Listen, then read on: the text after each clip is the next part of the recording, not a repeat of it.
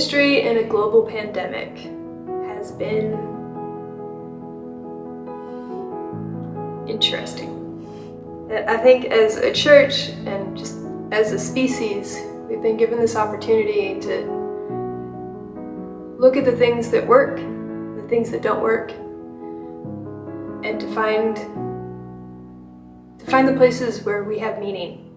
And in some ways, those things have been really unexpected, and in some ways quite expected. And it's been hard and beautiful and complicated, but I really hope that on the other side of this, that we as a church and that we as people find a way to really embrace the things that give us life and meaning and purpose, and to do our best to make those things happen every day.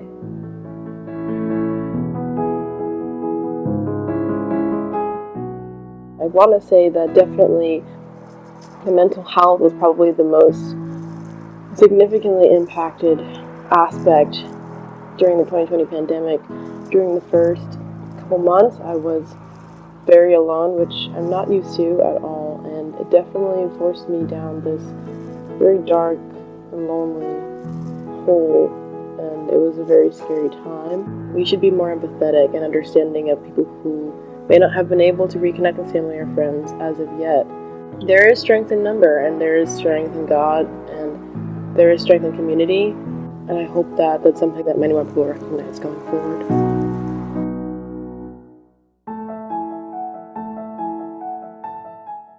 Quarantine and this time of working from home has really challenged me to think outside the box of what it means to be a priest. The most important skill that I've been using these days is in collective storytelling, using rudimentary art, using the scriptures, using ancient texts and ancient storytelling to draw resiliency, perseverance, and to continue to create community, even as we're physically apart.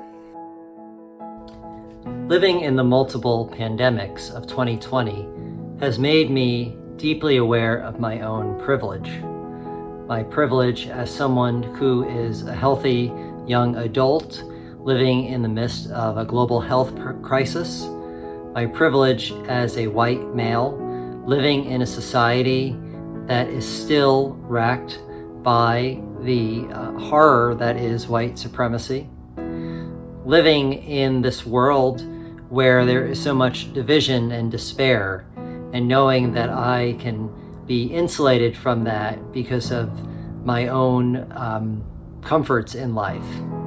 This pandemic and all of the pandemics we're facing has made me deeply aware of those things and has challenged me to live more faithfully into Christ's call to be with those on the margins and to seek justice and peace.